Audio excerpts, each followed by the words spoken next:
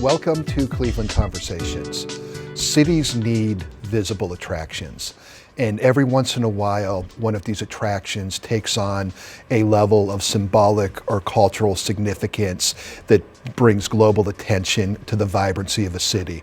We are incredibly fortunate to have one of those things in our great city of Cleveland, in the Rock and Roll Hall of Fame.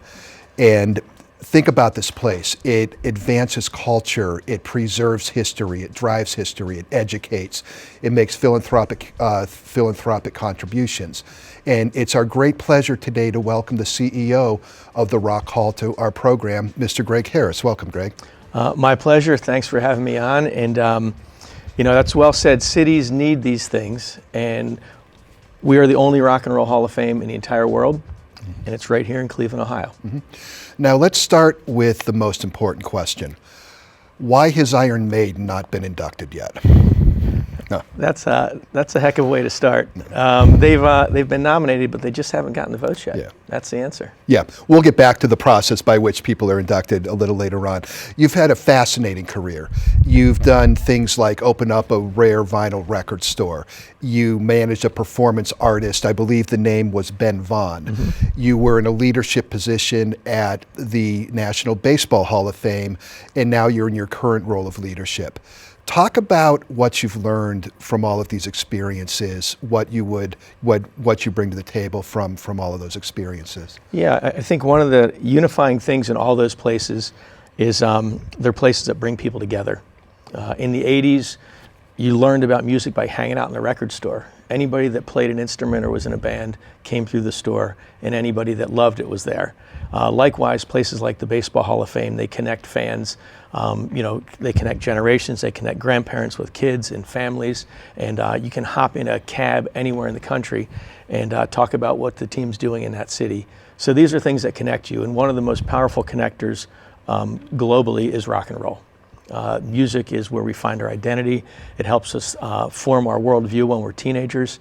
It connects us to others that love the same thing, and it's really something about that. And there's a power and a magic to being able to work at places that bring that alive every single day. And the Rock and Roll Hall of Fame is certainly one of them. Mm-hmm.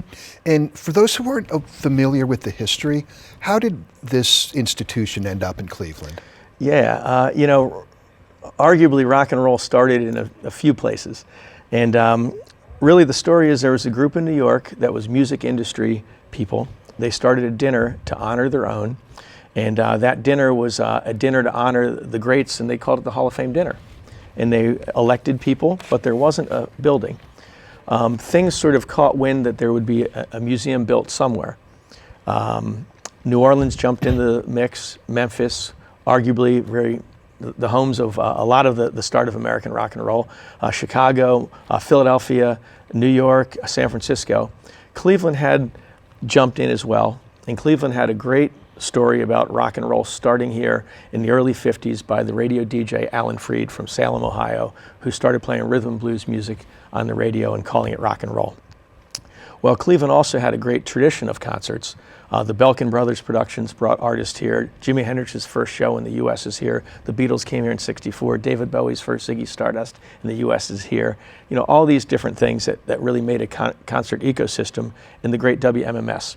So that's the passionate part of rock and roll. The real thing that carried it is when they showed up to pitch it to the people in New York, they brought a business plan. They said, here's how we're going to fund it, here's what it's going to mean to our city, and here's how we're going to make it sustainable. And the short answer is that carried the day, but that started something in motion that then took a number of years to raise the funds, to build the museum, to cut the ribbon, and now we've been open for 30 years. We've had over 15 million people through our museum. We've had a $2.3 billion economic impact in Northeast Ohio, and we are the place in the entire world that people think about when they think Rock and Roll Hall of Fame. Mm-hmm. That's tremendous. And then there's the other side of it. We'll talk a little bit more about economic impact later on. But I opened with sort of a, entry-level question, sort of a joke question. But getting inducted into the Rock Hall is very important to artists. It reinvigorates careers. It drives, like a band like Cheap Trick suddenly gets another, gets a runway to continue performing for much longer in bigger venues. What is the process through which inductee decisions are made? How does this all work? Sure. I think you're right. It means a lot to artists. It means a lot to fans too. It's a validation of the music that has meant so much to them to be honored in this way. And the way the process works is there's a ballot that's created every year in January, and there's a committee of music industry experts, a number of Hall of Fame inductees and musicians and industry people, and that group has a spirited meeting and debate, and they each propose 2 nominees, and by the end of the meeting they walk out with a ballot of approximately 15 or 16 nominees. That ballot goes out to all the other living inductees and a number of music industry professionals, scholars, writers, media people, and they all vote. Then when the ballots come back, they're tallied, and the top 5 or 6 vote getters are elected to the Hall of Fame. So talk about an honor. The class gets elected by their peers. So those ballots go out. Springsteen votes, Smokey Robinson votes, the members of the Red Hot Chili Peppers vote, the members of Kool and the Gang will be voting this year. That's how it works. And then there's also committees that put people in that are side people, support people, or executives and others that have had a massive impact on rock and roll. So it's the straight election process, or it's the committee process. And are there any criteria which are provided, or? Yeah, the criteria is impact and influence. Did they impact the art form and take it somewhere else? Did they influence others? Did they take rock and roll and really expand the sound, expand where it went? That's the big number. It's not about record sales. It's not about how many #1 hits did you get. And it's one of the reasons why bands like the Velvet Underground went in very early, because there's a statement that the Velvet Underground only sold 100,000 records, but everybody that bought them started bands. Yeah. And certainly there's some ambiguity in those criteria, which is of course going to engender discussion and debate. Yeah. Are there any acts or bands that are either have been inducted or haven't been inducted that stood out as far as the amount of passion or noise which was generated? I remember an interview you did previously where you made a joke that since Rush had been inducted, you could now safely open up your email again in the morning. Are there any that did stand out? Yeah, I'll say that it's fantastic that so many people care and that they're passionate about it. And the Rush joke, having said that, we received a lot of great emails and messages, nothing nasty or negative.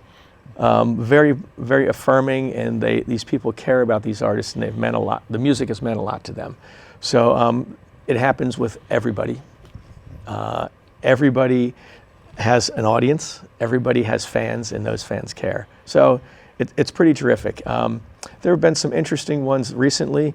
The Dave Matthews Band has an amazing following, incredibly active, very connected on social media, and huge in attending live shows. I guess that's what happens when you sell nearly 100 million concert tickets in your career.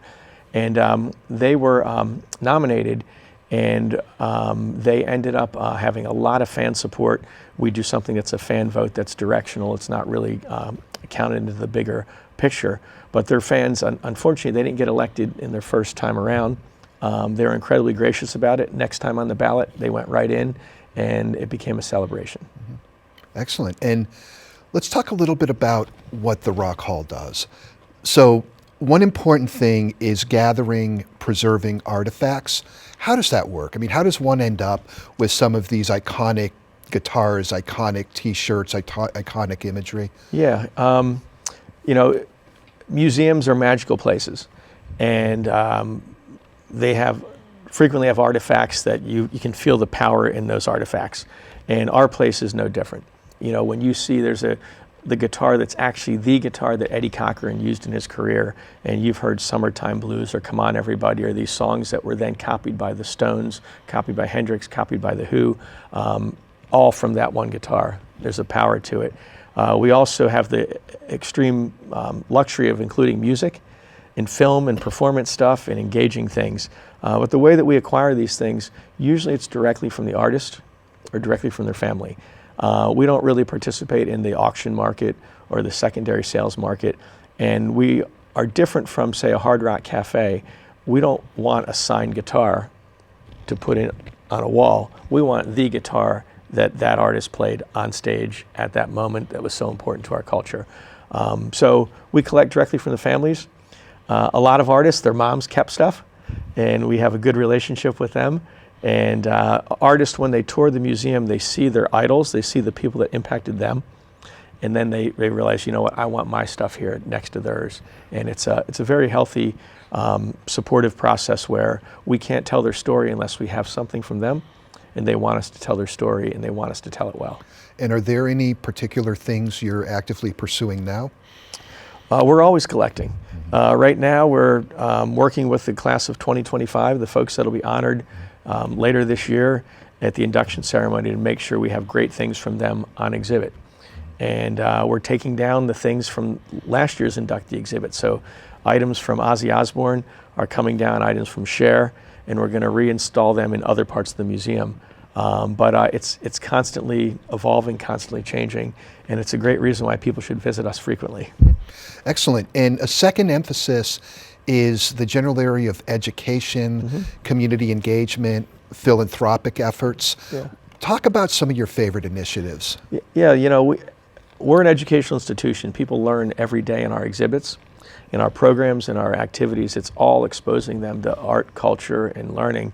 But we also have school programs, like most museums, and there's some where the yellow school buses pull up. The kids get out and they learn with our teachers. We also have things online that teachers use from all over the world. We offer them in English and in Spanish, and it's curriculum materials that are ready to go in their classrooms. And we've had about 1.5 million students use that stuff through their teachers. But the one I like seeing the most, I love them all, but we do something called Toddler Rock. And it's where trained music therapists that are connected to the University Hospital and the Beck Center come to the museum every Tuesday and Thursday. And then the students come from local Head Start programs. These are daycare programs around Cleveland. And the Head Start students come with their teachers, and they learn rhyming, alliteration, and social skills through the prism of rock and roll. And it isn't one visit and they're done. They will come for 10 to 15 weeks, twice a week. And it's an incredible program. And these kids, it's so great to watch them learning from these music therapists. And we test them at the beginning, we test them at the end, and the impact of these programs is really strong. Wow. And what is the Rock the Block Community Days? Yeah, we, as a museum and Hall of Fame, most of our visitors come from outside of Northeast Ohio. About 85% come from outside the region. And you know, we have over 500,000 visitors each year. So there's a lot of people coming into town, staying in bed, hotel rooms, shopping, spending, and leaving dollars here. But we can't forget our local community. So we are free to any Cleveland resident, and we do these community days where we partner with local organizations to have programs. It could be with the Great Lakes Science Center in Cleveland and municipal schools. We have one that's coming up that's a Hispanic Heritage celebration for Hispanic Heritage Month, and we'll work with local businesses, bands, community members to make sure that we're not doing this in isolation. And we'll have the Cleveland Public Library involved, we'll have the Cleveland Municipal Schools involved, and just we want to be a great partner. And our plaza, our spaces, they belong to the people of Cleveland, and we want to make sure people use them and that we're a great partner. Mm-hmm. And let's talk a little bit more about the exhibits themselves. Mm-hmm. How does one come up with these concepts, these ideas? Where does it start? How does that creative process take place? Yeah, that's a great question. It's a combination of things. There's some exhibits that come together because there's anniversaries and timing, and there's others that they're themes that we have, stories we wanted to tell, and it's those moments. So right now, we have an exhibit that's Saturday Night Live, 50 years of music. And it coincided with Saturday Night Live celebrating their 50th anniversary. Over 100 inductees have performed on Saturday Night Live. And over 1,900 live performances have happened on the show.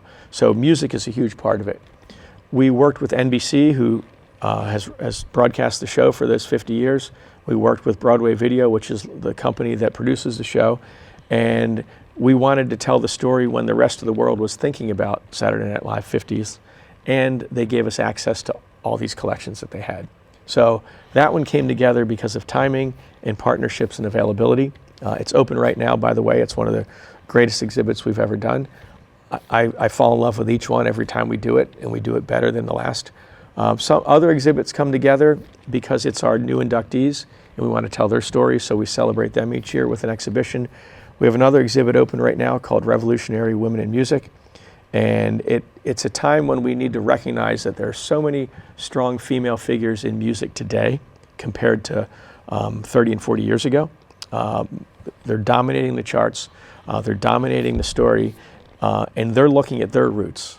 And their roots were artists that inspired them, and we're telling those artist stories in this exhibition. So in the same exhibit, you'll have, you'll be able to we're able to celebrate everybody from Patti Smith to, Shirley Manson of Garbage to Joan Jett and Sinead O'Connor, there's so many of them. They're jamming my thinking right Tina now. Turner? Tina's a big influence on a lot, but in this exhibit, it's all of them mixed together, and then we show who they influenced, and it's terrific. Part of that is so that younger people that are in the museum can connect with this, can learn about the roots of the music that they're listening to now and they're connecting with. It doesn't mean that in addition to that, we also tell the story of Elvis, the Beatles, the Stones, Springsteen, the Supremes. They're still part of the story, but we do that and this. Okay. Let's shift gears for a moment and talk about economics. Mm-hmm. The Rock Hall is so important to the tourist economy of this area. The induction ceremony. Yeah. It's pretty obvious why different places would like to host that. This year, I believe it's in Los Angeles. Mm-hmm. How do you decide, or how is it determined where that's going to be? Well, the economic impact for us is all year long, all the time. So to Northeast Ohio, remember, most of our visitors come from elsewhere. When they travel here, they stay in hotels, they shop, they spend, and they leave money behind. The economic impact of our visitors each year is about $240 million to Northeast Ohio. That creates 1,900 jobs, and it really feeds this local tourist economy in a supportive way.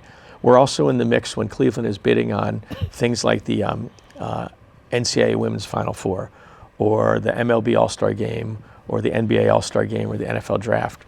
We work with Destination Cleveland. They're the leads or the sports commission, but we're supportive in pledging our building, pledging our support, and pledging to be part of this. So all those things have a big economic impact. When we host the inductions here, it boosts the economic impact to about 50 million more on top of that 240. And it's important for this region. At the same time, we move it around because it's an incredibly expensive event to produce. And by doing it in other cities, you can spread that support around. The reason we can do it in Northeast Ohio is that all the local corporations support it, they sponsor it, they participate with tables. We have public dollars that help underwrite portions of it because we fill so many hotel rooms and bring so much to the region. And that works on a rotation. It would be a real challenge to do something like that every single year. In fact, in the first 17 years of the Rock and Roll Hall of Fame inductions, it was in Cleveland one time. Mm-hmm. Starting in 2009, we have now had it in 2009, 12, 15, 18, 21, and 20, last year, 24. Yeah. So we've had it 6 times since 2009 in the same 17 years. So the frequency has certainly increased, and it's a massive event. We're really grateful to Northeast Ohio for helping us do it. The venues are great, the clubs are great, the hotels are great.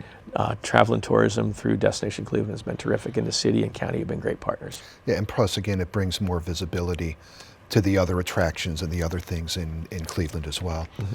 Yeah, so you're undergoing a major expansion. What can we look forward to? Yeah, so the museum's been open for 30 years. And in that time, we've learned how to make the pyramid, that iconic I.M. pyramid, really work for what we need. But we're expanding the museum now. And the reason we're expanding it is so that we're ready to roll for the next 30 years. It's a comprehensive program where we've refurbished much of the pyramid already.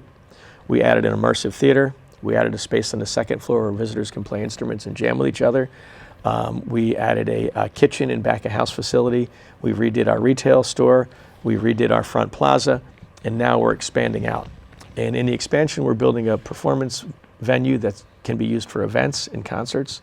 It'll hold 1,400 people, and it'll hold 450 seated at tables for dinners. It'll be state of the art. We're also moving our offices from the pyramid into the expansion, and the old office place is going to increase our main exhibit hall by 40%. So more exhibits, bigger stories, a bigger attraction. And we're also creating space with the expansion where visitors can get right down to the lakefront, both inside in our building and outside. We're building a public park that will be between the Rock Hall and the Science Center, so everybody can have access to the lake. And what's the balance between what you're doing as far as maintaining emphasis on the artifacts themselves, the stories themselves, versus all the new technology and immersive stuff that's going on today? Yeah, well, the artifacts are really powerful and important, and they're at their best when you can combine an artifact with the context that it was used in and support it with the appropriate media. If you go through our Saturday Night Live exhibit right now, that's an exhibit that's about a television show. So there's a lot of media. But you still see the outfit that Will Ferrell wore when he did the More Cowbell skit, and you see the cowbell and all the other pieces. You still see the outfits that Devo, Akron band, wore when they appeared on the show. And those are powerful. We'll always have the artifacts, but with new technology, we can do more of an immersive experience. We can also connect it to what's happening here so that you're experiencing things in the museum, perhaps before your visit or after your visit through your phone. And you know, where it's going to go, whatever we think is great right now, in 10 years it's going to look a little old, and the next thing will be even more exciting. Mm-hmm. Okay, let's just finish up with some quick questions. I know you're not going to want to answer this, but what's your personal favorite exhibit that you've done? Yeah, again, I every single time we open a new exhibit, I love it. Our curators do an incredible job, our educators do a great job, our designers, our installers. So, you know, for me, I like them all.